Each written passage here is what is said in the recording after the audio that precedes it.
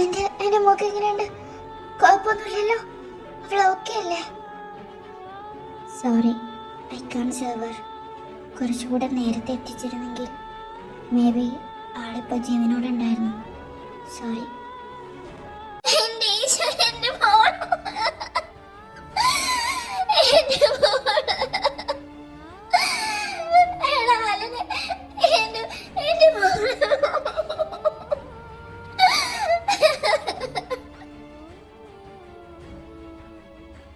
Anti കരയില്ലേ? എനിക്ക് എന്താ പറയണ്ടെന്ന് അറിയില്ല. ഞാനിനി ആർക്ക് വേണ്ടിയാ ജീവിക്കുന്നത്? എന്റെ മോള് പോയി. എന്നെ കൂടി കൊണ്ടുപോകാർത്തവൻ എന്തിനാ എന്നെ ഇങ്ങനെ? എന്റെ മോള് പോയിടോ. എല്ലാരും കൂടി അവളെ ഒറ്റപ്പെടുത്തി. അവൾ പോയി. ഇനിയും അവൾക്ക് സമാധാനം കിട്ടട്ടെ. സാറേ, നീ വിഷമിക്കല്ലേ.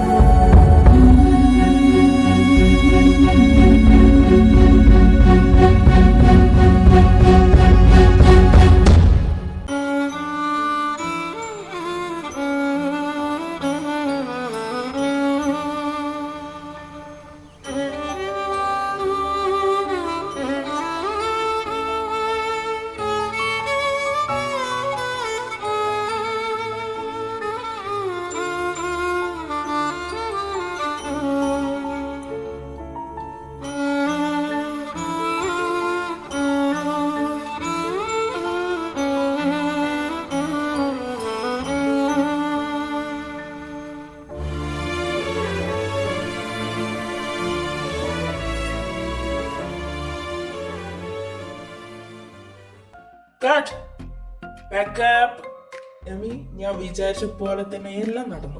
ഇനി ഇതിന്റെ ആക്ച്വൽ ക്ലൈമാക്സ് എന്തായെന്ന് എനിക്കറിയണം. ഒന്ന് പറഞ്ഞേ. എന്റെ സാമേ, ഞാൻ ഈ കഥ പറഞ്ഞപ്പോ തന്നെ നീ എന്താ ഇതിന്റെ ക്ലൈമാക്സ് ഫുള്ള് കേൾക്കായിരുന്നേ?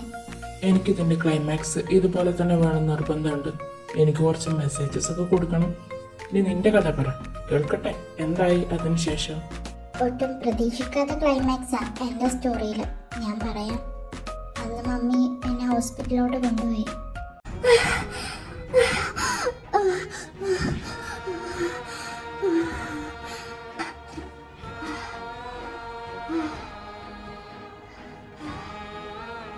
മോളെ എമി, എമി, എന്റെ ഈശോയെ, എന്റെ കുഞ്ഞ് എമി.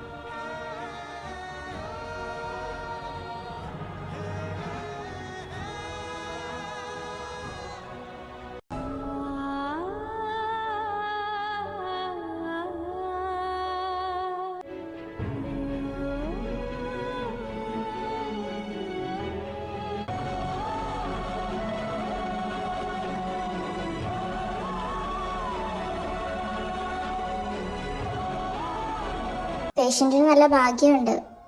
ക്രിട്ടിക്കൽ സ്റ്റേജ് തരണം ചെയ്തു. കുറച്ചുകൂടി വൈകിരുന്നെങ്കിൽ നമുക്ക് രക്ഷിക്കാൻ കൂടിയും പറ്റില്ലായിരുന്നു. ലെൻസിലൊക്കെ ആകെ വിഷം പടർന്നിട്ടുണ്ടായിരുന്നു. ഇനി പേടിക്കേണ്ട ആവശ്യമൊന്നുമില്ല കേട്ടോ. Thank you doctor. എങ്ങനെ നന്ദി പറയണമെന്ന് അറിയില്ല. എനിക്കെൻ്റെ മോളൊന്ന് കാണാൻ പറ്റുമോ? അയ്യോ, അത് പറ്റില്ലല്ലോ. ഇപ്പോൾ ഒബ്സർവേഷനിലാണ്. കുറച്ച് കഴിഞ്ഞാൽ റൂമിലോട്ട് ഷിഫ്റ്റ് ചെയ്യും. അപ്പോൾ കാണാം കേട്ടോ. ആൻറ്റി മതി, സങ്കടപ്പെടല്ലേ. അവൾക്കൊന്നും പറ്റിയില്ലല്ലോ. നേരത്തെ നമ്മൾ ഡോക്ടറെ അടുത്ത് എത്തിച്ചില്ലേ? ഇനി ഇങ്ങനെ സങ്കടപ്പെടല്ലോ ആൻറ്റി.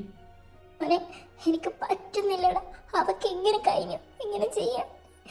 ഞാൻ ആ സമയത്ത് പോയി നോക്കില്ലായിരുന്നെങ്കിൽ എൻ്റെ മോളിന്ന് എൻ്റെ കൂടെ ഉണ്ടാവുമായിരുന്നു. എനിക്ക് ആലോചിക്കാൻ കൂടി വയ്യ. സാറേ, എന്താ അമ്മമ്മക്ക് പറ്റി? അവളെന്തിനാ അങ്ങനെ ചെയ്തേ? ഈശോ, എൻ്റെ കുഞ്ഞ് അവൾക്കിപ്പോൾ എങ്ങനെയുണ്ട്? അവളൊന്ന് കാണാൻ പറ്റുമോ? കുഴപ്പമൊന്നുമില്ല ആനി. അവളിപ്പോൾ ക്രിട്ടിക്കൽ സ്റ്റേജ് തരണം ചെയ്തിട്ടുണ്ട്. ഇപ്പോൾ ഓക്കെയാ. കുറച്ച് കഴിഞ്ഞാൽ റൂമിലോട്ട് ഷിഫ്റ്റ് ചെയ്യും. അപ്പോൾ കാണാം. എന്തായാലും അവൾക്ക് എന്താ പറ്റിയേ? അവളെന്തിനാ അങ്ങനെ ചെയ്ത്? പാവൻ്റെ മോള് സഹിക്കാൻ കഴിയാതായപ്പോൾ ചെയ്തതാ. എന്തിനാ മമ്മി എന്നെ രക്ഷിച്ചേ? മോള്, നീ എന്തൊക്കെയാ പറയുന്നത്? നീ കൂടി പോയി എനിക്ക് പിന്നെ ആരാ ഉള്ളേ? എനിക്കെൻ്റെ ഇച്ഛാനില്ലാത്ത ലോകത്ത് ജീവിക്കാൻ പറ്റുന്നില്ല മമ്മി. അതോ ഞാൻ അങ്ങനെ ചെയ്തേ? മോളെ, നീ അങ്ങനൊന്നും ഓരോന്ന് ആലോചിക്കണ്ട. എല്ലാം ശരിയാവും. എമി, നിനക്ക് എന്നെ ഒറ്റക്കായി പോവാൻ തോന്നിയോ? എങ്ങനെ കഴിഞ്ഞടി നിനക്കിങ്ങനെ? എന്നോട് ആരൊന്നും ചോദിക്കരുത്. കുറച്ചേരം ഞാൻ കിടക്കട്ടെ. നീ ഇന്ന് ചെക്കപ്പിന് വന്നിരുന്നോടി? ആണോ? ഞാൻ കണ്ടില്ല. അത് ശരി. ഓ, ആ സമയത്ത് ഒരു സൂയിസൈഡ് അറ്റംപ്റ്റ് ഉണ്ടായിരുന്നുടാ. ക്രിട്ടിക്കൽ ആയിരുന്നോന്നോ? പൊന്നു മോളെ, കറക്റ്റ് സമയത്ത് എത്തിച്ചതുകൊണ്ട് രക്ഷപ്പെട്ടു. ഒരു 5 മിനിറ്റ് വൈകിയിരുന്നേൽ ആളെ പിന്നെ നമുക്ക് കിട്ടില്ലായിരുന്നു. എന്തായാലും ഇപ്പൊ റിക്കവർ ആയിട്ടുണ്ട്. എന്തോ അവരുടെ ഹസ്ബൻഡ് കുറച്ച് മുന്നേ മരിച്ചിട്ടുണ്ടായിരുന്നു. ആ ഡിപ്രഷൻ താങ്ങാതെ സൂയിസൈഡ് ചെയ്യാൻ നോക്കിയതാ. എന്തായാലും ഇപ്പൊ കുഴപ്പമില്ല. ഓ, നിന്നോട് സംസാരിച്ച് സമയം പോകുന്ന അറിഞ്ഞില്ല. ഡ്യൂട്ടി ഉണ്ട്, ഞാൻ പിന്നെ വിളിക്കാട്ടോ. 2-3 ദിവസം കഴിഞ്ഞ് എമിയെ ഡിസ്ചാർജ് ചെയ്തു. ആളാകെ മാറിയിട്ടുണ്ടായിരുന്നു. ആരോടൊന്നും സംസാരിക്കില്ല. അവളുടെ റൂമിൽ മാത്രം ഒതുങ്ങിക്കൂടി. അങ്ങനെ ഒരാഴ്ച കഴിഞ്ഞു. എന്തായി? എൻ്റെ മോക്ക് ഇതിന്ന് റിക്കവർ ഉണ്ടാവില്ലേ? നിങ്ങൾ പേടിക്കണ്ട. അവളെ ഇനി ഇടയ്ക്കിടയ്ക്ക് കൗൺസിലിങ്ങിന് കൊണ്ടുപോകണം. ആളാകെ ഡെസ്പായിട്ടാണുള്ളത്. ഇതിനൊക്കെ റീസൺ ഒരു കണക്കിന് നമ്മൾ ഫാമിലീസ് കൂടിയാണ്. അവൾക്ക് അങ്ങനെ ഒരു ക്രൂഷ്യൽ മൊമെൻറ്റ്സ് വന്നപ്പോൾ പേരൻസ് വേണ്ടേ ചേർത്ത് പിടിക്കാൻ? എത്രയൊക്കെ പറഞ്ഞാലും നമ്മുടെ മക്കളല്ലേ. അതാണ് അവളുടെ കേസിൽ വന്നത്. ഞാൻ അവളോട് സംസാരിച്ചു, ഒന്നും വിട്ടു പറഞ്ഞില്ല. പക്ഷേ എനിക്ക് മനസ്സിലായത് അവളെ കേൾക്കാനും അവളെ മനസ്സിലാക്കാനും ഒരാളില്ലാത്തത് അവളുടെ ഏറ്റവും വലിയ വിഷമം. അത്രത്തോളം ജീവനിലേറെ സ്നേഹിച്ച ആളുടെ വേർപിരിയലും പിന്നെ കൂടെ നിന്ന് ഒന്ന് താങ്ങായി തണലായി നിൽക്കാൻ ആരുമില്ലാത്ത സങ്കടമൊക്കെയാണ് ആ കുട്ടിക്കുള്ളത്. അതുകൊണ്ട് ആളെ ഇനിയൊന്ന് ചേർത്ത് പിടിക്കുക. മാത്രമല്ല, ഇനി ആ മനസ്സിനെ വേദനിപ്പിക്കുന്ന രീതിയിൽ ഒന്നും പറയാണ്ടിരിക്കുക. പിന്നെ അവളോട് ഇനി സിമ്പതി, സഹതാപം ഇതൊന്നുമല്ല വേണ്ടത്. സ്നേഹം മതി. സ്നേഹം കൊണ്ട് മാത്രമേ ഏത് മാനസികാവസ്ഥയെ നമുക്ക് കീഴ്പ്പെടുത്താൻ പറ്റുള്ളൂ. അപ്പോൾ ഇനി തൊട്ട് അവളോട് നോർമലായിട്ട് തന്നെ ബിഹേവ് ചെയ്യുക. നാളെ തന്നെ അവളെ കോളേജിലേക്കൊക്കെ പറഞ്ഞു കേട്ടോ. വീട്ടിൽ തന്നെ ഇങ്ങനെ ചടഞ്ഞു കൂടിയിരുന്നാൽ അത് കൂടുതലാവും. അവളൊരിക്കലും ഈ ഒരു അവസ്ഥയിൽ നിന്ന് റിക്കവർ ആവില്ല. കോളേജിലൊക്കെ പോകുമ്പോൾ ഫ്രണ്ട്സുമായിട്ട് എൻഗേജ്ഡ് ഒക്കെ ആകുമ്പോൾ അവളുടെ മൈൻഡൊക്കെ റിലാക്സ് ആയിക്കോളും. പയ്യെ അവൾ നോർമൽ ലൈഫിലോട്ട് വന്നോളും. ഓക്കെ? പിന്നെ എന്തുണ്ടെങ്കിലും എന്നെ വിളിച്ചാൽ മതി. അതുപോലെ തന്നെ മാസത്തിലോ അല്ലെങ്കിൽ ആഴ്ചയിലോ ഒരിക്കലൊക്കെ കൗൺസിലിംഗ് ചെയ്യുന്നത് നല്ലതാണ്. ശരി ഡോക്ടർ, ഞാൻ ഡോക്ടർ പറയുന്ന പോലെ തന്നെ ഞാൻ ചെയ്തോളാം. അങ്ങനെ എമിയെ കോളേജിലോട്ടൊക്കെ വിടാൻ തുടങ്ങി. കാര്യമായ മാറ്റമൊന്നും അവളിൽ കണ്ടില്ല. അവൾ പഴയ പോലെ തന്നെ ആരോടൊന്നും സംസാരിക്കാതെ ഒതുങ്ങിക്കൂടി മാത്രം നിന്നു.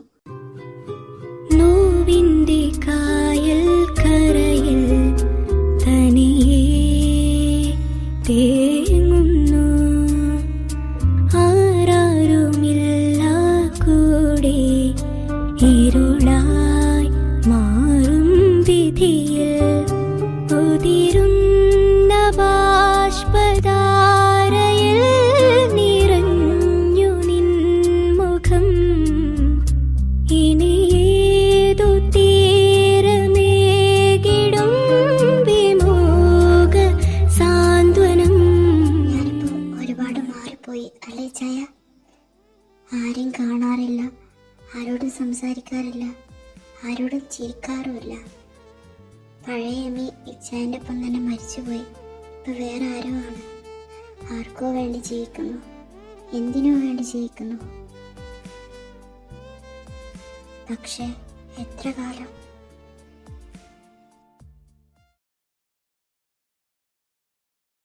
അപ്പച്ചൻ എന്തൊക്കെയാ പറയുന്ന വല്ല ബോധമുണ്ടോ? ഇതൊന്നും നടക്കില്ല. എടാ മോനെ, നീ ഞാൻ പറയുന്നത് മര്യാദക്കൊന്ന് കേക്ക്. എങ്ങനെ ആരും നടക്കും?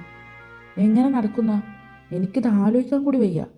ഈ കാര്യം പറഞ്ഞ അപ്പച്ചൻ എൻ്റെ അടുത്ത് വരണ്ട. ഞാൻ പറയുന്നത് മര്യാദക്കൊന്ന് കേക്ക് നീ, എന്നിട്ട് പറ. ഓക്കെ, ഞാൻ ഇങ്ങനെയൊക്കെ പറഞ്ഞു തന്നെ ഇരിക്കാം. ഇതിന് അവൻ സമ്മതിക്കും തോന്നുന്നുണ്ടോ? അവൻ്റെ കാര്യം ഞാൻ നോക്കിക്കോളാം. എന്തായാലും എനിക്കൊന്ന് ആലോചിക്കണം, എന്നിട്ട് ഞാൻ ഇതിനൊരു തീരുമാനം പറയും. നീ ആലോചിച്ച് തന്നെ ഒരു തീരുമാനം എടുത്താൽ മതി. എടുത്ത് ചാടി ഒന്നും തീരുമാനിക്കണ്ട. ഞാൻ പറഞ്ഞത് ഒന്നുകൂടി ആലോചിച്ച് നോക്ക്. അവർക്കൊരു ജീവിതം വേണ്ടേ? അത് ഇങ്ങനെ വിട്ടാൽ മതിയോ? എല്ലാം മറന്ന് ജീവിക്കണം. അതിനെന്ത് ചെയ്യണം? അതിനുള്ള വഴി നമ്മൾ ഒരുക്കി കൊടുക്കണം. അതാ ഞാൻ പറയുന്നത്. നീ നല്ല പോലെ ആലോചിക്ക്, ആനിയോടും ചോദിക്ക്, എന്നിട്ടൊരു തീരുമാനം നീ നാളെ പറഞ്ഞാൽ മതി.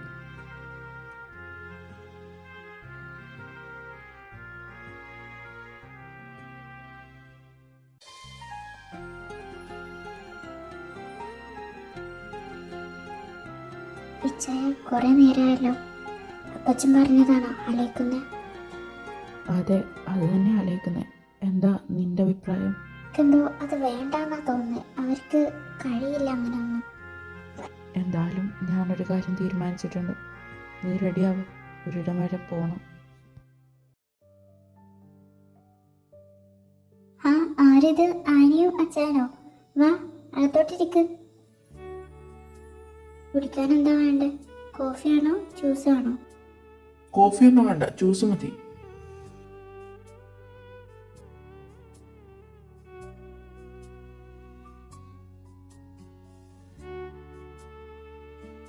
എന്താ രണ്ടാളും കൂടി പതിവില്ലാണ്ട്?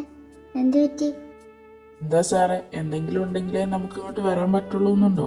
അങ്ങനെ ഉദ്ദേശിച്ച് പറഞ്ഞല്ല ചായ. കൊറേ ആയില്ലേ, അതാ. എമി എന്തേ? അവള് കോളേജ് വിട്ട് വന്നോ? ഇങ്ങോട്ടൊന്നും കണ്ടില്ല.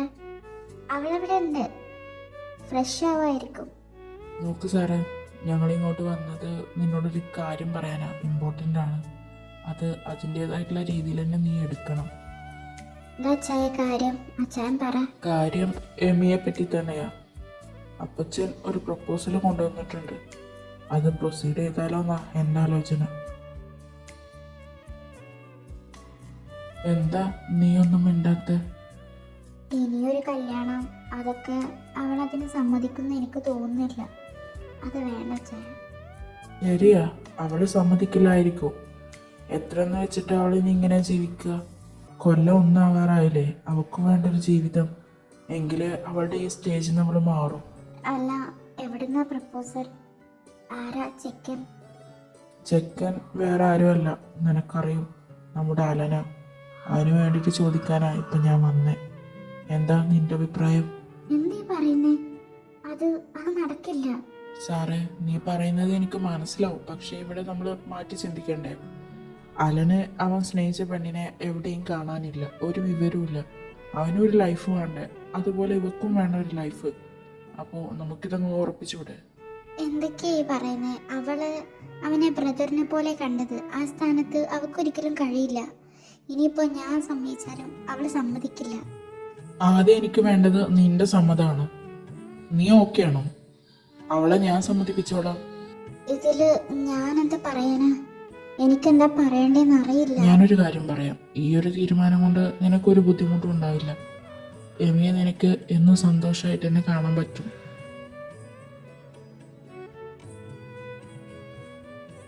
നിനക്ക് സമ്മതമാണെന്ന് വിശ്വസിക്കുന്നു. ഞാൻ എമിയെ കണ്ട് സംസാരിക്കട്ടെ. അവള് സമ്മതിക്കും, എനിക്കുറപ്പാ. എനിക്ക് തോന്നുന്നില്ല അവള് സമ്മതിക്കുന്നു. എന്തായാലും ഇച്ചാൻ സംസാരിച്ചു നോക്കട്ടെ, എല്ലാം നല്ലതിനാവും. എമി, എനിക്ക് നിന്നോട് കുറച്ച് കാര്യങ്ങൾ സംസാരിക്കാനുണ്ട്. ചാച്ചൻ എന്നെ കാണാൻ വന്നാണോ? എന്തായാലും വേണ്ടില്ല, എന്നെ കാണാൻ വന്നല്ലോ, എന്നോടൊന്ന് സംസാരിച്ചല്ലോ, എനിക്കത് മതി. എന്താ ചാച്ചന് പറയാനല്ലേ? കൊല്ലം ഒന്നാവാനായില്ലേ എൻ്റെ മോൻ പോയിട്ട്? എന്താ നിന്റെ ഉദ്ദേശം? ഇങ്ങനെ നിന്റെ ലൈഫ് സ്പോയിൽ ചെയ്യാനാണോ? എങ്കിൽ അത് വേണ്ട. നിനക്കും ഇനിയൊരു ജീവിതം വേണം. നീയും സന്തോഷത്തോടു കൂടി ജീവിക്കണം. അതുകൊണ്ട് ഞാനൊരു പ്രപ്പോസൽ കൊണ്ടുവന്നിട്ടുണ്ട്. നോ, ഇത് പറയാനാണോ ഇങ്ങോട്ട് വന്നേ? എനിക്ക് കേൾക്കണ്ട. എനിക്കൊരു പ്രപ്പോസലും കൊണ്ട് ആരും ഇങ്ങോട്ട് വരണ്ട. ഒക്കെ എൻ്റെ മുന്നിൽ നിന്ന്. എമി, ഞാൻ പറയുന്നത് സമാധാനത്തോടു കൂടി കേൾക്ക്. നിന്റെ ഭാഗത്തുനിന്ന് വന്ന തെറ്റിന് ക്ഷമിക്കാനും പൊറുക്കാനും ഞാൻ തയ്യാറാ. പക്ഷെ അതിന് നീ അലനെ കല്യാണം കഴിക്കണം. അങ്ങനെങ്കിൽ മാത്രം ഞാൻ നിന്നോടെല്ലാം ക്ഷമിക്കും. ഞാൻ ക്ഷമിച്ച എൻ്റെ മകൻ ക്ഷമിച്ചതുപോലെ തന്നെയാണ്. നിനക്ക് തീരുമാനിക്കാം ഇനി. അച്ഛാ, അലനുമായിട്ട് എങ്ങനെ തോന്നി? ഒരു ബ്രദറിന്റെ സ്ഥാനത്ത് ഞാൻ കണ്ടിട്ടുള്ളേ. എനിക്കിതിന് പറ്റില്ല. എനിക്ക് എൻ്റെ ഇച്ഛാനെ മറന്ന് ഒരു ജീവിതം എനിക്ക് വേണ്ട. എനിക്കതറിയാം നിനക്ക് അവനെ പെട്ടെന്നൊന്നും അക്സെപ്റ്റ് ചെയ്യാൻ പറ്റില്ല എന്ന്. പക്ഷെ റിയാലിറ്റി നീ ഉൾക്കൊള്ളാൻ ശ്രമിക്കണം. ഇനിയും മരിച്ചുപോയ എൻ്റെ മോന് വേണ്ടി നീ ഇവിടെ കരഞ്ഞ് കാലം തീർക്കണ്ട. ഇനിയുള്ള കാലം നീ സന്തോഷത്തോടെ ജീവിക്ക്. ചാച്ചനത് പറയും. ഞാൻ എൻ്റെ ഇച്ഛാനെ അത്രമാത്രം സ്നേഹിച്ചിരുന്നു. അവിടെ മാറ്റി പ്രതിഷ്ഠിക്കാൻ എനിക്ക് കഴിയില്ല. ആരെന്തൊക്കെ പറഞ്ഞാലും അതിനെനിക്ക് കഴിയില്ല. ഇച്ഛാനെ മറന്ന് ഞാനൊരു ജീവിതം തുടങ്ങണമെങ്കിൽ ഞാൻ മരിക്കണം. അതിന് ഞാൻ ശ്രമിച്ചതല്ല. ഈ ലോകത്തുനിന്ന് പോകാൻ ഞാൻ ശ്രമിച്ചതല്ല. നിങ്ങളൊക്കെയല്ലേ എന്നെ കിടന്ന് രക്ഷിച്ച് എനിക്കിങ്ങനെ ഒരു ജീവിതം തന്നെ. എനിക്ക് വേണ്ട. എനിക്ക് ഈ ജീവിതം വേണ്ട. നീ ഇങ്ങനെയൊക്കെ പറയുമ്പോഴും ഒരു കാര്യം നീ മറക്കുന്നുണ്ട്. നിന്റെ മമ്മിയെ എപ്പോഴെങ്കിലും നീ ആലോചിച്ചിട്ടുണ്ടോ? നിനക്ക് വേണ്ടിയിട്ടല്ലേ അവൾ ജീവിക്കുന്നേ? മിന്നു കെട്ടിയ പുരുഷൻ മരിച്ചു പോയി എന്ന വിശ്വാസത്തോടെയല്ലേ ഇത്രയും കാലം ജീവിച്ചത്? പക്ഷെ ആ വിശ്വാസം തെറ്റായിരുന്നു എന്നറിഞ്ഞപ്പോൾ എത്രമാത്രം വേദനിച്ചിട്ടുണ്ടാവും ആ മനസ്സ്. അത് നീ കണ്ടോ? എന്നിട്ട് നിനക്ക് വേണ്ടിയിട്ടല്ലേ ഇത്രയും കാലം ജീവിച്ചത്? അതുപോലും വെക്കാതെയല്ലേ നീ നിന്റെ ജീവൻ എടുക്കാൻ ശ്രമിച്ചത്? ഇപ്പൊ നിന്റെ മമ്മി എന്തുമാത്രം സങ്കടപ്പെടുന്നുണ്ടാവും സ്വന്തം മോളെ അവസ്ഥ ആലോചിച്ചിട്ട്. അവക്കുണ്ടാവില്ലേ നീ സന്തോഷത്തോടെ ജീവിക്കണം എന്നുള്ളൊരാഗ്രഹം? അത് നിറവേറ്റേണ്ടത് നീയല്ലേ? നിന്റെ തീരുമാനം. ശരി, സമ്മതിച്ചു ഞാൻ. ഇനി ഞാൻ കാരണം അവർ സങ്കടപ്പെടണ്ട. എന്താന്ന് വെച്ച് തീരുമാനിച്ചോ? ഒരു കാര്യം, ചാച്ചന് എല്ലാവരും മനസ്സിലാവും. ഈ എമിയും മാത്രം മനസ്സിലാവില്ല അല്ലേ? ആയിക്കോട്ടെ, ഇനി എന്താന്ന് വെച്ചാ നിങ്ങളെല്ലാരും കൂടി തീരുമാനിച്ചോ. നിന്ന് തരാം ഞാൻ. ആ ചായ വന്നല്ലോ. എന്താ ഈ ചായ കാര്യങ്ങളൊക്കെ? അവളോടെല്ലാം സംസാരിച്ചോ? അവൾക്ക് സമ്മതാണോ? അവളോട് ഞാൻ സംസാരിച്ചിട്ടുണ്ട്. അവൾക്ക് ഓക്കെ ആണെന്ന്. എന്തോ എനിക്കങ്ങോട്ട് ഇതൊക്കെ വേണോ?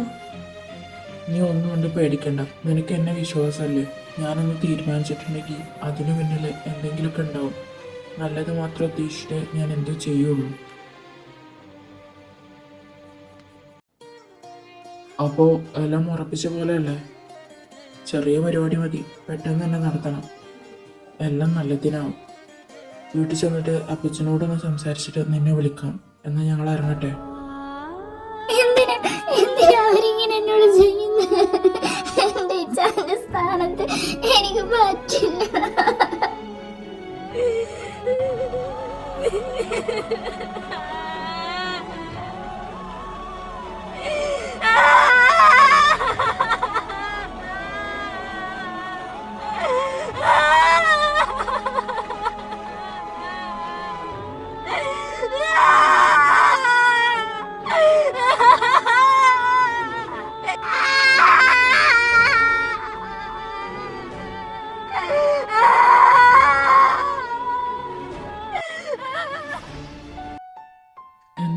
എന്തിനാ കാണണമെന്ന് പറഞ്ഞ്?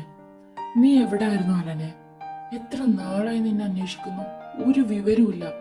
ജോന്റെ മരണത്തിന് ശേഷം നിന്നെ ഒന്ന് കാണാൻ കിട്ടിയിട്ടില്ല. ഇന്നാ ഞാൻ നിന്നെ കാണുന്നത്. എന്താടാ നിനക്ക് പറയാനുള്ളത്? എടാ, നീ എന്താടാ ഇങ്ങനെ? എന്താ നിനക്ക് പറ്റിയേ? ഇതിൽ കൂടുതൽ എന്ത് പറ്റാനാ? വിചാരിച്ചതൊന്നും അല്ല ശരിയെന്ന് അറിഞ്ഞപ്പോ തകർന്നു പോയി.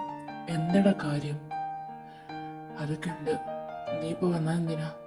എടാ, ഞാൻ വന്നത് ഇപ്പൊ ഏകദേശം നമ്മൾ വിചാരിച്ച പോലെ എല്ലാം ആയില്ലേ? ഇനി നമ്മളെ ഫൈനൽ സ്റ്റെപ്പാ നീയും എമ്മയുമായിട്ടുള്ള വിവാഹം. അതുകൂടി ആയാൽ നമ്മൾ വിചാരിച്ച പോലെ എല്ലാം നടക്കും. നീ എന്താ പറഞ്ഞു വരുന്നത്? നീ എന്താ ഒന്നും അറിയാത്ത പോലെ? ഫൈനലി എല്ലാവരും എമ്മയുടെയും നിന്റെ വിവാഹകാര്യം പ്രൊസീഡ് ചെയ്തിട്ടുണ്ട്. നീ സമ്മതം പറഞ്ഞാൽ മതി. അങ്ങനെയെങ്കിൽ ഈ കാണുന്നതെല്ലാം നിന്റെ പേരിലാവും. നീ എന്തൊക്കെയാ പറയുന്നേ? എമിയെ ഞാൻ കല്യാണം കഴിക്കാനോ? No, never. നീ എന്തൊക്കെയാ പറയുന്നേ? ഒരിക്കലും ജാസ്മിന്റെ സ്ഥാനത്ത് എനിക്ക് എമിയെ കാണാൻ പറ്റില്ല. നീ എന്തറിഞ്ഞിട്ട് ഈ പറയുന്നേ? നിനക്കെന്താ ഭ്രാന്തായോ? ആ ഫ്രോഡ് പെണ്ണിനെ കാത്തിരിക്കണം നീ? അവളുടെ തനി സ്വഭാവം നീ കണ്ടതല്ലേ? എന്നിട്ടും എന്താ നീ ഇങ്ങനെയൊക്കെ ഒന്നും അറിയാത്ത പോലെ സംസാരിക്കുന്നേ? നിനക്ക് എന്താടാ അറിയാ? നീ ഇവിടെ നടക്കുന്ന വല്ലതും അറിഞ്ഞോ? എന്നിട്ട് പറ നീ എന്താ എന്താ ഇവിടെ നടന്നേ? പറയ, ഞാൻ പറയാം. എടാ, ഇതൊക്കെ സത്യമാണോ? എന്റെ ഈശോയെ, ഞാൻ എന്തൊക്കെയാ ചെയ്തേ? എന്നിട്ട് എന്താടാ നീ എന്താ ചെയ്തേ?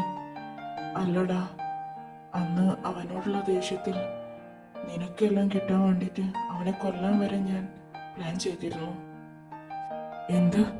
എന്താ കാര്യം പറ.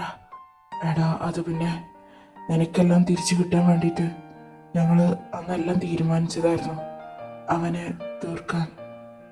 എന്നിട്ട് നിങ്ങളാണോ അത് ചെയ്തേ? അല്ല, ഞങ്ങളല്ല അത് ചെയ്തേ. അതിനു മുന്നേ തന്നെ അവൻ ആക്സിഡന്റിൽ പെട്ടു. പക്ഷേ ഞങ്ങളെ സംബന്ധിച്ച് അത് തന്നെ ധാരാളമായിരുന്നു. എന്നാലും നിങ്ങൾക്ക് എങ്ങനെയാണ് അതിനൊക്കെ കഴിഞ്ഞ് കൊല്ലണമെന്നൊക്കെ? എൻ്റെ ഈശോയെ, സോറിടാ, ഞങ്ങൾക്കും കൊല്ലണമെന്നൊന്നും മനസ്സിൽ വന്നിട്ടില്ലായിരുന്നു.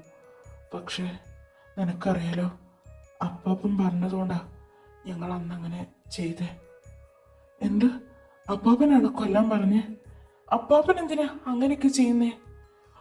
ഓ, ഇപ്പോഴേ എനിക്ക് മനസ്സിലായത്. അപ്പാപ്പൻ കാരണല്ലേ എനിക്ക് ഇങ്ങനെ ഒരു വേർതിരിവ് തോന്നി. അപ്പാപ്പനെ എൻ്റെ മനസ്സിൽ ഇങ്ങനെ ഒരു വിഷം കുത്തി മറിച്ച് ഞങ്ങൾ നല്ല രീതിയിൽ കഴിഞ്ഞുകൊണ്ടിരുന്നപ്പോൾ എന്തിനാ ഇങ്ങനെയൊക്കെ ചെയ്ത്? സ്വത്തിന് വേണ്ടിയായിരുന്നു. അതെ, സ്വത്തിന് വേണ്ടി തന്നെയാ. അപ്പാപ്പന് സ്വത്തിനോട് ഇത്ര കാർത്തി ഉണ്ടായിരുന്നു. ഞാൻ ഇതൊന്നും അറിഞ്ഞില്ലല്ലോ ഈശോയെ. എന്നിട്ട് ഞാൻ എന്തൊക്കെയാ ചെയ്ത് കൂട്ടിയെ?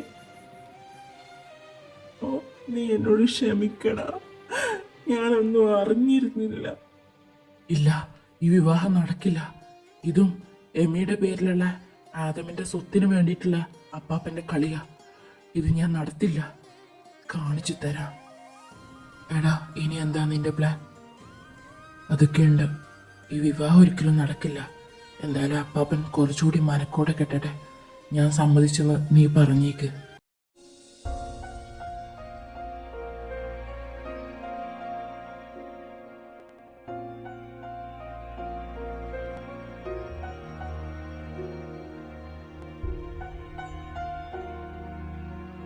എടാ മോനെ, അലനെന്തേ? അവൻ ഇതുവരെ എത്തില്ലല്ലോ. അപ്പം ടെൻഷനാവണ്ട, അതാ വരുന്നവൻ. ഹാ, അങ്ങനെ ഏറെ നാളത്തെ എൻ്റെ സ്വപ്ന ഇന്ന് നടക്കാൻ പോകുന്നു. എടാ തോമസ് ചാക്കോ, നിന്റെ എല്ലാ സ്വത്തുക്കളും ഇനി എൻ്റെ കയ്യിൽ വരും. എൻ്റെ കൊച്ചുമോൻ്റെ കയ്യിലായിരിക്കും അത്. അന്ന് ഗത്യന്തരമില്ലാണ്ട് എൻ്റെ എല്ലാതും നിനക്ക് തന്നപ്പോൾ നിന്റെ ഉയർച്ച എനിക്ക് സഹിക്കാനായില്ല. പിന്നീട് അങ്ങോട്ട് പകയായിരുന്നു. അത് എൻ്റെ കയ്യിൽ കിട്ടുള്ളൂ. അവസാനം ആ ദിവസം ഇന്നാണ്. കുറച്ച് താമസിച്ചാലെന്താ, നിന്റെ സ്വത്തുക്കൾ മൊത്തം അനുഭവിക്കുന്നത് എൻ്റെ കൊച്ചുമക്കളാ. അത് മതി എനിക്ക്. എന്നാ വാ, എല്ലാവർക്കും ഹോളിലോട്ട് പോവാം. അപ്പച്ച, അളനെ നടക്കുക.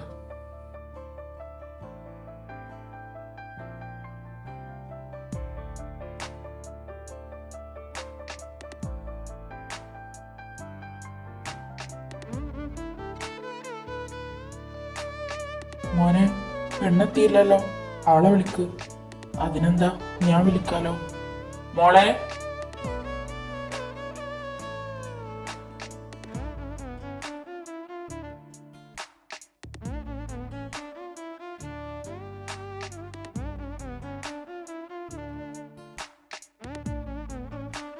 ജീനു, എൻ്റെ ഈശോയെ.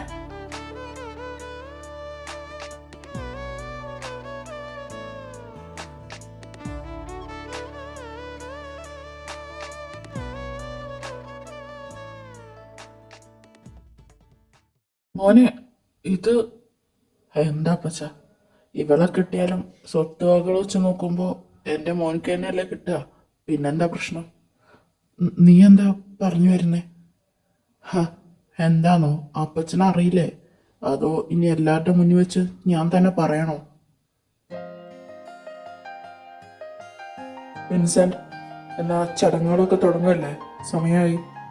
ഒരു നിമിഷം ഫാദർ. സാറ്, ആനി, എമിമോളെ വിളിച്ചോണ്ട് വാ.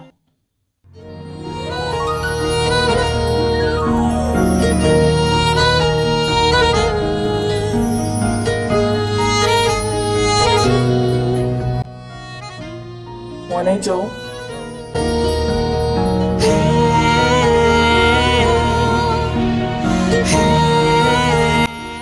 ചായ.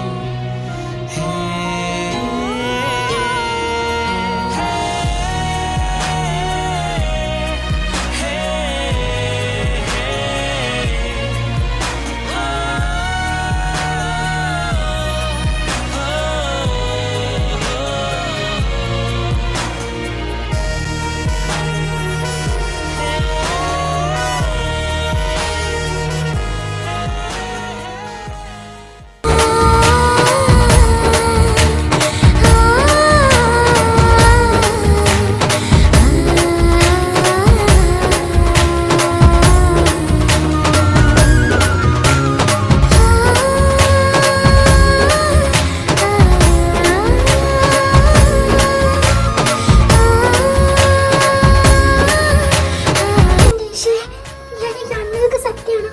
എനിക്ക് വിശ്വസിക്കാൻ പറ്റുന്നില്ല. അമ്മേ, നീ കാണുന്നതൊക്കെ സത്യമാണ്. നീ വിശ്വസിച്ചേ പറ്റൂ.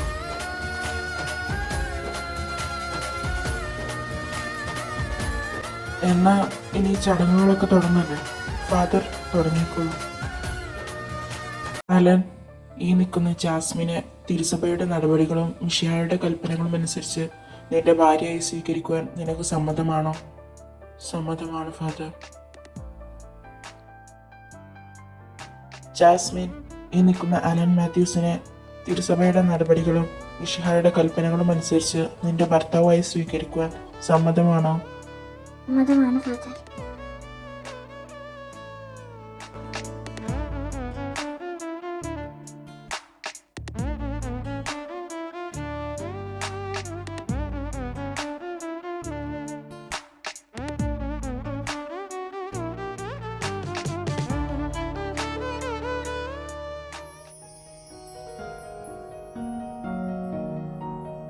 മതി അമ്മി സങ്കടപ്പെട്ട്. ബാക്കിയുള്ള ചടങ്ങുകൾ അവർ നോക്കട്ടെ. നീ ഇങ്ങ് വന്നേ.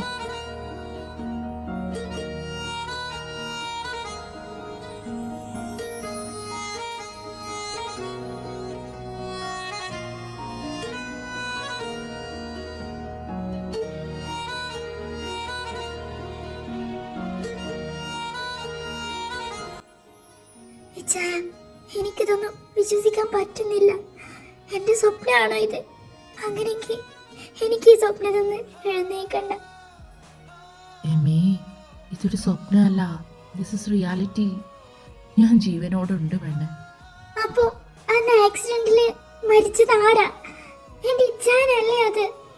എന്താന്ന് സംഭവിച്ചത് എനിക്കറിയണം. എനിക്കറിയാം, നിനക്കത് അറിയാതെ ഒരു സമാധാനം ഉണ്ടാവില്ലെന്ന്. ഞാൻ പറയാം. അന്ന് നിന്നോട് ഒരുപാട് ദേഷ്യത്തിലാ ഞാൻ വണ്ടി ഓടിച്ചു പോകുന്നത്. അവക്ക് എങ്ങനെ ഇതിന് കഴിഞ്ഞു? ഒരുപാട് സ്നേഹിച്ചതിനുള്ള പ്രതിഫലമായിട്ടാണോ അവൾ ഇങ്ങനെ ചെയ്തേ? ഇല്ല, ഒരിക്കലും ഞാനിത് ക്ഷമിക്കില്ല. ഇനിയൊരു തിരിച്ചുപോക്കും എനിക്കില്ല. മതിയായി, ഇവിടം കൊണ്ട് എല്ലാം നിർത്തി.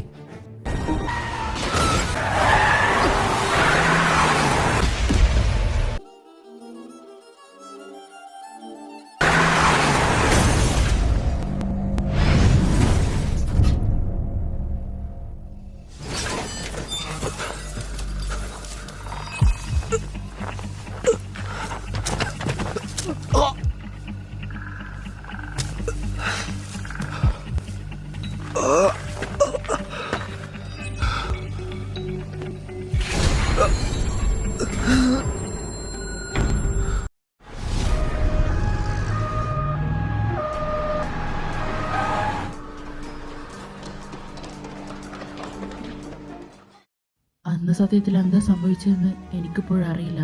പക്ഷേ അന്ന് എൻ്റെ കാർ നേരെ ഇടിച്ച് തായോട്ട് മറിഞ്ഞിരുന്നു. എനിക്കന്ന് ജീവനുണ്ടായിരുന്നു. ആരൊക്കെ ചേർന്ന് എന്നെ ഹോസ്പിറ്റലിൽ എത്തിച്ചിട്ടുണ്ടായിരുന്നു. എനിക്കന്ന് അരക്ക് താഴെ തളർന്നിരുന്നു. ആ അവസ്ഥയിൽ എനിക്ക് നിങ്ങളാരും ഫേസ് ചെയ്യണമെന്ന് തോന്നിയില്ല. ഞാൻ ആകെ കോണ്ടാക്ട് ചെയ്തിരുന്നത് ജീനുവിനെ ആയിരുന്നു. അവളോട് കൂടെയായിരുന്നു ഞാൻ ഇത്ര നാളുണ്ടായിരുന്നത്. അവളാണെങ്കിൽ ആ സമയത്ത് പ്രഗ്നൻറ്റും ആയിരുന്നു. അതിന് കാരണം അലനാണെന്ന് അറിഞ്ഞപ്പോൾ എനിക്ക് അവനോട് ദേഷ്യം തോന്നി. പിന്നെ അവൾ അവനും ഇഷ്ടത്തിലായിരുന്നു. അവളുടെ കാര്യങ്ങളൊക്കെ എന്നോട് പറഞ്ഞു. പിന്നെ എനിക്ക് മനസ്സിലായി എല്ലാവരും മിസ്അണ്ടർസ്റ്റാൻഡിങ് ആണെന്ന്. പിന്നെ നിങ്ങളെ എത്രയും പെട്ടെന്ന് കാണുന്നുള്ള ചിന്ത മാത്രമായിരുന്നു. പക്ഷേ തളർന്നു കിടക്കുന്ന എനിക്ക് നിങ്ങളുടെ അടുത്തേക്ക് അത്ര പെട്ടെന്നൊന്നും വരാൻ പറ്റില്ലല്ലോ. ഈ മുറിവുകളും തളർച്ചയൊക്കെ മാറുന്നവരെ കാത്തിരിക്കുമായിരുന്നു ഞാൻ. അങ്ങനെ ഏകദേശമൊക്കെ ഞാൻ റെഡിയായി വന്നു. ജീനുവിനെ കൊണ്ട് ചെക്കപ്പിന് പോകുമ്പോഴാണ് അവിടെ ഒരു സൂയിസൈഡ് അറ്റംപ്റ്റുമായിട്ട് നീ വന്നത്. അവളുടെ ഫ്രണ്ട് വഴിയാ അറിഞ്ഞത്. നിന്നെ കാണാതിരിക്കാൻ എനിക്ക് തോന്നിയില്ല. അപ്പോൾ തന്നെ ഞാൻ പപ്പയെ കോണ്ടാക്ട് ചെയ്തു. പപ്പനോട് എല്ലാ കാര്യങ്ങളും പറഞ്ഞു. പപ്പയാ പറഞ്ഞേ ഇപ്പോൾ തന്നെ നിന്നെ കാണണ്ട. ആ സമയത്ത് ഒരു ഷോക്ക് കൂടി താങ്ങാൻ നിനക്കാവില്ലായിരുന്നു. അതുകൊണ്ട് പപ്പയാ പറഞ്ഞേ ഇപ്പോൾ തന്നെ കാണണ്ട, നീ ഒന്ന് മെൻ്റലി ഓക്കെ ആയിട്ട് വന്ന് കണ്ടാൽ മതിയെന്ന്. അതുകൊണ്ട് തന്നെ നീ ഒന്ന് ഓക്കെ ആവുന്ന വരെ ഞാൻ വെയിറ്റ് ചെയ്തു. അപ്പോഴാണ് അപ്പാപ്പൻ നിനക്ക് പ്രപ്പോസൽ കൊണ്ട് വരുന്നത് അലനുമായിട്ട്. പെട്ടെന്ന് അലനുമായിട്ട് നിനക്ക് പ്രപ്പോസൽ കൊണ്ടുവന്നപ്പോൾ പപ്പ ശരിക്കും ഷോക്കായിരുന്നു. എന്നോട് കാര്യങ്ങളൊക്കെ പറഞ്ഞു. ഞാനാ പപ്പയോട് ഓക്കെ പറയാൻ പറഞ്ഞ്. എൻ്റെ മനസ്സിൽ അന്ന് എല്ലാവർക്കും സർപ്രൈസായിട്ട് വന്ന് ജീനുവും അലനുമായിട്ടുള്ള കല്യാണം നടത്താനായിരുന്നു. അപ്പോഴാണ് അലൻ വന്ന് പപ്പയോട് അപ്പാപ്പൻ്റെ കാര്യങ്ങളൊക്കെ പറയുന്നത്. അതൊക്കെ കേട്ടപ്പോൾ ഞാൻ ശരിക്കും ഷോക്കായി. അപ്പാപ്പനാണ് ഇതിന് പിന്നിൽ ഇത്രയും കളിച്ചതെന്ന് അറിഞ്ഞപ്പോൾ എനിക്ക് സത്യം പറഞ്ഞാൽ സങ്കടം വന്നു. പിന്നെ ഞങ്ങൾ വിചാരിച്ചതുപോലെ തന്നെ എല്ലാ കാര്യങ്ങളും നീക്കാൻ വേണ്ടിയിട്ട് നിന്നു. പക്ഷേ അലന് ഞാൻ ജീവനോടുണ്ടെന്നൊന്നും അറിയില്ലായിരുന്നു. എല്ലാവർക്കും സർപ്രൈസായിട്ട് ഇന്ന് ആകെ പപ്പയ്ക്കും മമ്മയ്ക്കും മാത്രമേ അറിയുന്നുണ്ടായിരുന്നുള്ളൂ. എല്ലാവരും ശരിക്കും ഷോക്കായിട്ടുണ്ട് അല്ലേടി? ഓടൊന്നും ഇഷ്ട. ഞാൻ എത്ര വിഷമിച്ചെന്നറിയോ നിങ്ങൾ ഓർത്ത്? എന്തിനാ എന്നോട് ഇങ്ങനെയൊക്കെ ചെയ്തേ? എനിക്ക് നിങ്ങളില്ലാണ്ട് ഇവിടെ ജീവിക്കാൻ പറ്റുന്നുണ്ടായിരുന്നില്ല. അതുകൊണ്ടാണ് ഞാൻ സൂയിസൈഡ് വരെ ചെയ്യാൻ നോക്കി. എന്നിട്ട് നിങ്ങൾ എൻ്റെ മുന്നിൽ വന്നില്ലല്ലോ, ഇപ്പോഴല്ലേ വന്നേ. കുറച്ച് വിഷമിച്ചാലെന്താ, നല്ല സന്തോഷത്തിനുള്ള വക നിനക്ക് കിട്ടിയില്ലേ? എനിക്ക് നിന്നെ അറിയിക്കണമെന്നുണ്ടായിരുന്നു, പക്ഷേ എൻ്റെ അവസ്ഥ അത്രയും മോശമായിരുന്നു. എന്നെ അങ്ങനെ കണ്ടാൽ നിനക്ക് അത്രയും സഹിക്കില്ലായിരുന്നു. നിന്നെ കുറ്റബോധം വേട്ടയാടിക്കൊണ്ടേയിരിക്കും. എനിക്കതറിയായിരുന്നു.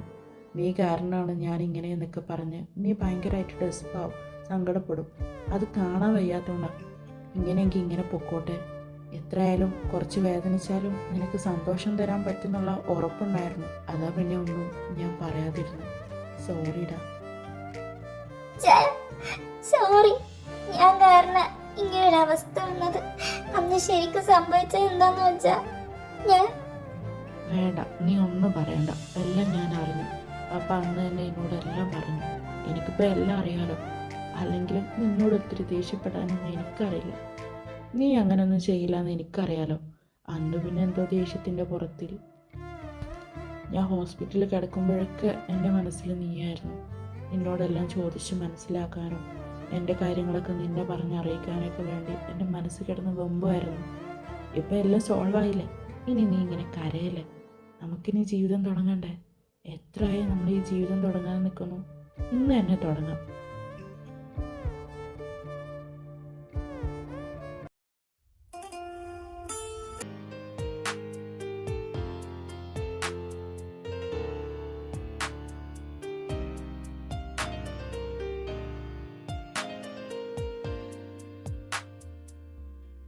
പിന്നീട് അങ്ങോട്ട് സന്തോഷത്തിൻ്റെയും സമാധാനത്തിൻ്റെയും നാളുകളായിരുന്നു. ഇച്ഛൻ്റെ സ്നേഹം അത്രയും ഞാൻ അടുത്തറിഞ്ഞു. ആ സ്നേഹം ഒരിക്കലും ഇനിയും കൈവിട്ട് പോകരുതെന്ന് മാത്രമായിരുന്നു എൻ്റെ മനസ്സിൽ. ഞങ്ങളുടെ സന്തോഷത്തിൻ്റെ ആക്കം കൂട്ടാനെന്നോണം ഞങ്ങൾക്കിടയിലേക്ക് ഒരാൾ വരവറിയിച്ചു വന്നു. പിന്നീട് അങ്ങോട്ട് അതിനുള്ള കാത്തിരിപ്പായിരുന്നു. കാത്തിരിപ്പിനൊടുവിൽ കർത്താവ് ഞങ്ങൾക്ക് തന്നു ഞങ്ങളുടെ കുഞ്ഞു മാലാഖയെ.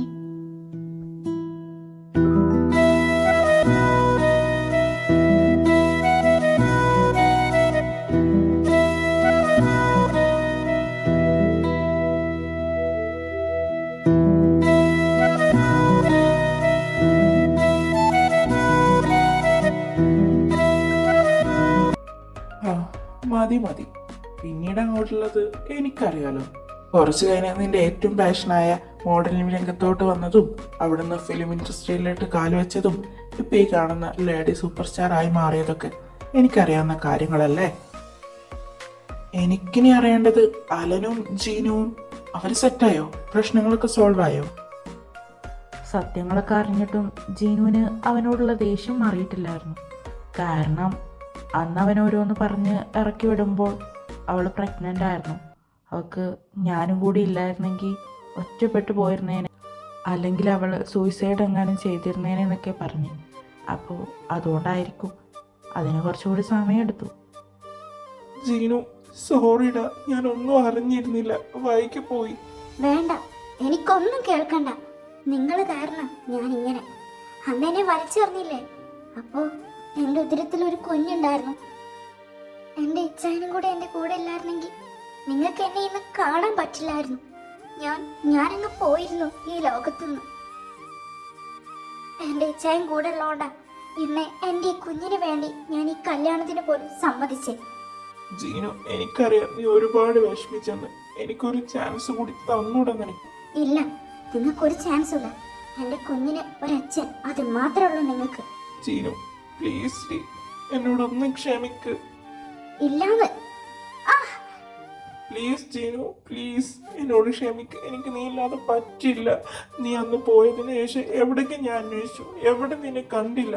എന്തിനാ എന്നെ അന്വേഷിക്കുന്നത്? എന്നെ വേണ്ടെന്ന് പറഞ്ഞ് ഉപേക്ഷിച്ചതല്ലേ? ജീനു, ഞാൻ പറയുന്നൊന്ന് കേൾക്ക്.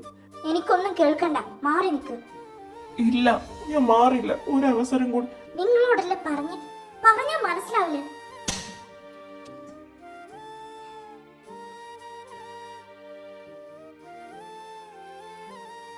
ജീനു, നീ എന്നെ എത്ര വേണേലും തല്ലിക്കോ. എനിക്കൊരു ലാസ്റ്റ് ചാൻസ് കൂടി നീ തരണം. പ്ലീസ് പ്ലീസ് ജീനു, എനിക്ക് നീ മാത്രമേ ഉള്ളൂ. നിന്നെ അല്ലാതെ വേറൊരു പെണ്ണെയും ഞാൻ ഇത്രത്തോളം സ്നേഹിച്ചിട്ടില്ല. എന്നോടൊന്ന് ക്ഷമിക്ക് ജീനു. നീ എന്നെ എത്ര വേണമെങ്കിലും തല്ലിക്കോ, പ്ലീസ്. സോറി, വേദനിച്ച നിങ്ങൾക്ക് അപ്പത്തെ ദേഷ്യത്തിൽ ഞാൻ എല്ലാം ക്ഷമിച്ചു. ഇനി എന്നെ വിട്ടു പോകരുത്. നീ തല്ലിയതൊന്നും എനിക്കൊരു വേദനയില്ല. നീ എന്നെ വിട്ടു പോകുന്നതാ എനിക്ക് വേദനിക്കുന്നത്. I love you so much. നിന്നെ ഒരിക്കലും ഞാൻ കൈവിടില്ല ഇനി, പ്രോമിസ്.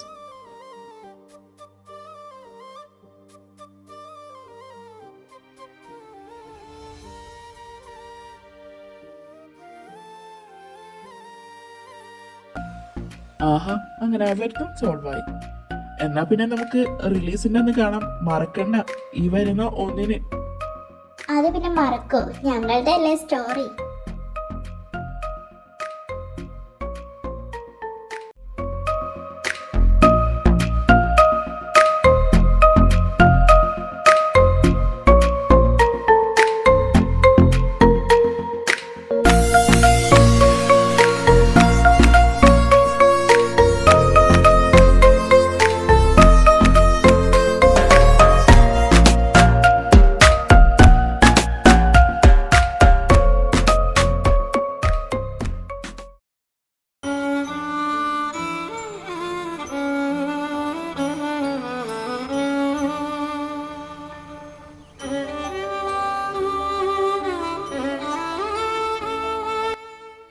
ഇതിൽ നമുക്കൊരു പാഠമുണ്ട്. എമിയും ജോണും നമുക്കിടയിൽ പലരുമാവാം. നാളെ നമുക്കും ഇത് സംഭവിക്കാം. പറയാനുള്ളതും ചെയ്യാനുള്ളതും സമയത്ത് തന്നെ ചെയ്യുക. അതിനുവേണ്ടി സമയം നീട്ടിവെച്ചാൽ അതിനനുസരിച്ചുള്ള വിപത്തുകൾ നമ്മൾ തന്നെ നേരിടേണ്ടി വരും. നഷ്ടപ്പെട്ടാൽ തിരിച്ചു കിട്ടാത്ത ഒന്നാണ് മരണം. അതിൽ നിന്നൊരു തിരിച്ചുവരവ് ആർക്കുമില്ല.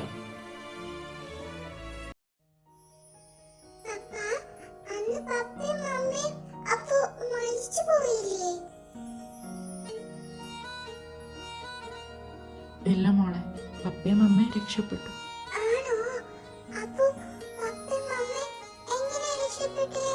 അന്ന് പപ്പനെയും അമ്മനെയും കർത്താവ് രക്ഷിച്ചു.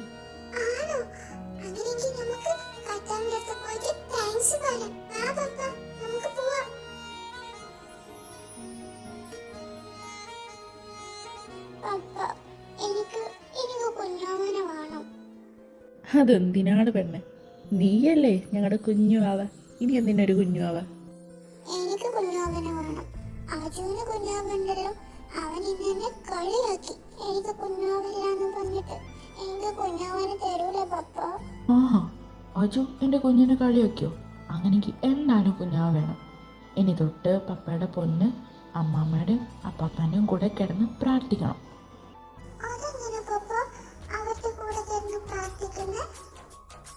അതോ മോൾ അവരുടെ കൂടെ കിടന്ന് പ്രാർത്ഥിച്ചാൽ പെട്ടെന്ന് തന്നെ മമ്മിയുടെ വയറ്റിൽ കുഞ്ഞാവ് വരും. പിന്നെ കുറച്ച് കഴിഞ്ഞാൽ മമ്മിയുടെ വയറ്റിൽ നിന്ന് കുഞ്ഞാവ് പുറത്ത് വരും. അപ്പം നമുക്ക് എല്ലാവർക്കും കാണാമല്ലോ. അതുകൊണ്ടാണ് മോള് കിടന്ന് പ്രാർത്ഥിക്കൂലേ? ആണോ? അങ്ങനെയെങ്കിൽ ഇതൊക്കെ മോള് അവരുടെ കൂടെ മാത്രമേ കിടക്കുള്ളൂ. എനിക്ക് പെട്ടെന്ന് കുഞ്ഞാവനെ വേണം. എന്ന് ഞാൻ പോട്ടേക്ക് എടുക്കാൻ. ആ പപ്പയുടെ പൊന്നു ചെല്ലുട്ടോ. ഇച്ചാൻ്റെ ഒരു കാര്യം എന്തൊക്കെയാ ഇച്ചായ നിങ്ങൾ അവളോട് പറഞ്ഞു കൊടുത്തത്? എൻ്റെ മോള്. അപ്പോൾ ഞാൻ പാവല്ലേ, എത്ര ദിവസമായി നിന്നെ കിട്ടിയിട്ട്. മോളുണ്ടെങ്കിൽ ഒന്നും നടക്കില്ല. അതുകൊണ്ടാണ് ഞാൻ അങ്ങനെ പറഞ്ഞത്. എന്തായാലും അവളായിട്ട് അങ്ങനെ ഒരു ആവശ്യമെന്ന് പറഞ്ഞ സ്ഥിതിക്ക് നമുക്ക് നോക്കല്ലേ.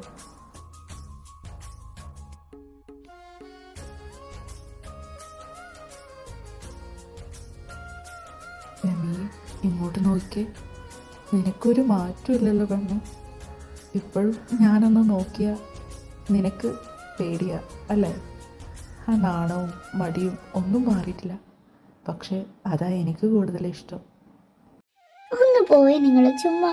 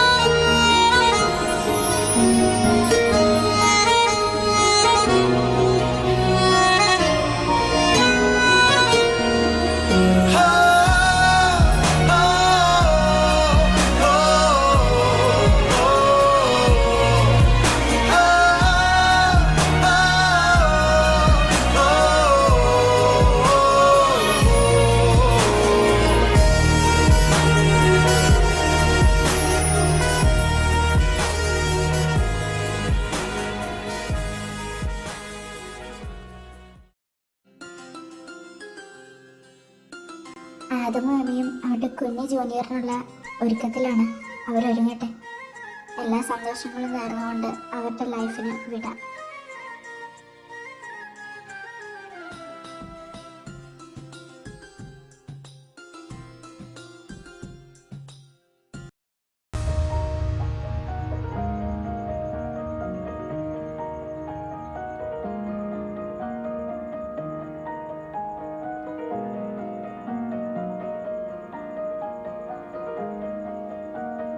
तू सफर मेरा है, तू ही मेरी मंजिल, तेरे बिना गुजारा ऐ दिल है मुश्किल। तू मेरा खुदा, तू ही दुआ में शामिल, तेरे बिना गुजारा ऐ दिल है मुश्किल। ഹലോ അമീസ്, അപ്പോൾ ലവ് ഈസ് ടിപ്പ് ഇവിടെ എൻഡ് ആയിട്ടുണ്ട്. ഇതിൻ്റെ ക്ലൈമാക്സ് എങ്ങനെ നിങ്ങൾക്ക് ഇഷ്ടമായോ? എന്തായാലും നിങ്ങളുടെ അഭിപ്രായങ്ങൾ കമൻസ് ആയിട്ട് അറിയിക്കുക. ഇനി നെക്സ്റ്റ് നമുക്ക് വരുന്നത് ടൈഗറാണ്. ടൈഗർ കഴിഞ്ഞിട്ട് ഇനി ഏത് FF ഇടുന്നുള്ളൂ അത് ഞാൻ തീരുമാനിച്ചു. കൊല്ലം 1 കഴിഞ്ഞു ഞാനത് തുടങ്ങി വെച്ചിട്ട്, ഇതുവരെ അതിൻ്റെ എവിടെ എത്തിയിട്ടില്ല.